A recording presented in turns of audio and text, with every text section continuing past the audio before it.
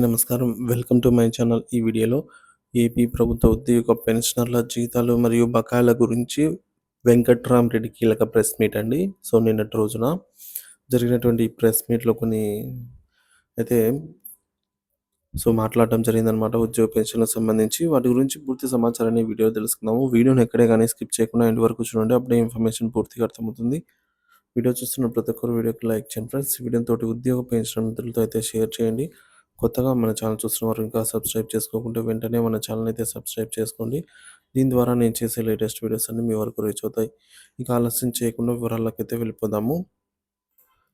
AP government employees federation అధ్యక్షుడు వెంకట్రామరెడ్డి ఉద్యోగులను ఎవరైనా ఇబ్బందులు పెడితే వారి పేర్లు రాసి పెట్టుకోవాలని, అలాంటి వారు భవిష్యత్తులో తగిన మూల్యం చెల్లించుకుంటారని ఆంధ్రప్రదేశ్ గవర్నమెంట్ ఎంప్లాయీస్ ఫెడరేషన్ అధ్యక్షుడు కాకర్ల వెంకట్రామరెడ్డి పేర్కొన్నారు.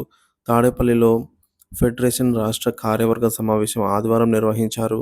సమావేశం అనంతరం వెంకట్రామరెడ్డి మీడియాతో మాట్లాడారు.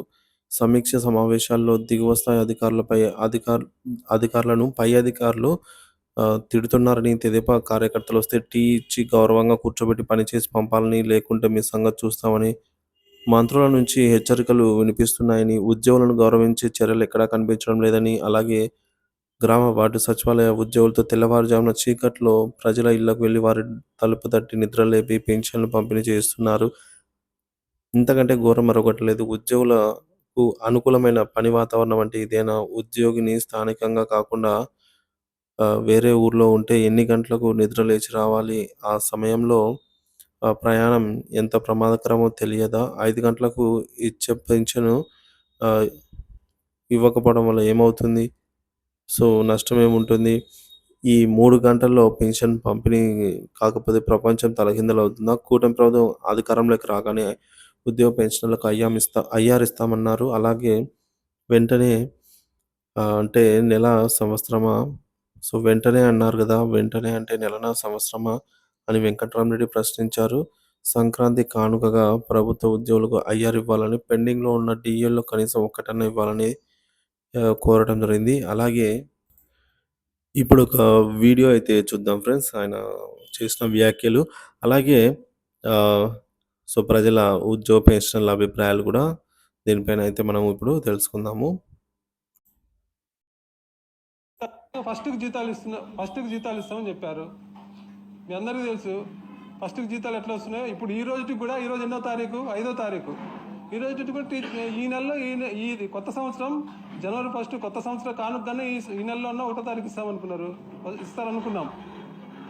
ఇప్పుడు 5వ తారీఖు అయింది. 5వ తారీఖు అయినా ఇంకా ఇంతవరకు జీతాల టీచర్లకు. నాకు నవంబర్ జీతం 1వ తారీఖు వచ్చింది మొన్న. 1 మంత్ లేటుగా వస్తుంది. అలాగే యూనివర్సిటీలో ఉద్యోగులకు 2 నెలలకు ఒకసారి జీతాలు ఇస్తున్నారు. మళ్ళీ 1వ తారీఖు జీతం సంగతి అలా ఉంది. సో, ఫ్రెండ్స్, కీలక ప్రెస్ మీట్‌లో ఈ విధంగా అయితే జరిగిందనమాట. సో, దీని గురించి ఉద్యోగ పెన్షన్ల స్పందన అయితే ఇప్పుడు మనము చూద్దాము. ఫ్రెండ్స్, ఉద్యోగ పెన్షన్లు ఈ విధంగా అయితే అభిప్రాయపడుతున్నారండి కొంతమంది. సో, ఈ పీఆర్సీ కట్టబెట్టిన పెద్ద మనిషి, చరిత్రలో ఎప్పుడూ గుర్తుకు తెచ్చుకునే మనిషి. మన కర్మ ఇలా, ఇలాంటి వాళ్ళకి మాటలు వినడం అనైతే అంటున్నారు. ఇతను చేసిన మోసం ఎప్పటికీ మర్చిపోలేము. కర్నూలులో భుజాల మీద మోసి జేజేలు కొట్టారు. నేను చాలా గొప్ప నాయకుడు అనుకున్నా. ఆ రోజు ఈయన గారి మాటలు కోటలు దాటాయి.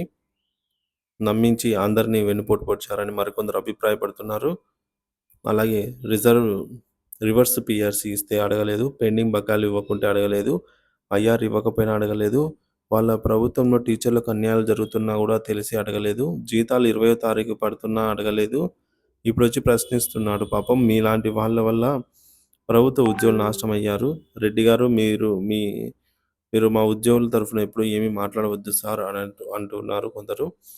వీళ్ళు ఇస్తారు అన్నారు కదా! అయినా మనకు రావాల్సినవి అడగటం మానేసి మళ్ళీ ప్రభుత్వం, ఆ ప్రభుత్వం, ఈ ప్రభుత్వం అని ఎందుకు?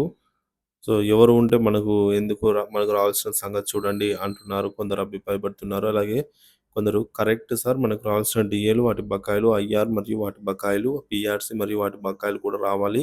ప్రభుత్వం వెంటనే ఇవ్వడానికి అన్ని చర్యలు చేపట్టాలని కూడా మరికొందరు కోరుతున్నారు. మొత్తం మీద ఈ మేరకు ఉద్యోగ పెన్షన్లకైతే రావాల్సి ఉందో డీఏ, ఐఆర్‌పీఆర్‌సీ వీటి గురించి మాట్లాడండి. సార్ ఇప్పుడు ఏ ప్రభుత్వం ఉంటే ఏమనేది కూడా కొందరు అభిప్రాయపడుతున్నారు. దీనిపై మీ అభిప్రాయాన్ని కామెంట్ ద్వారా తెలియజేయండి. Thank you for watching this video.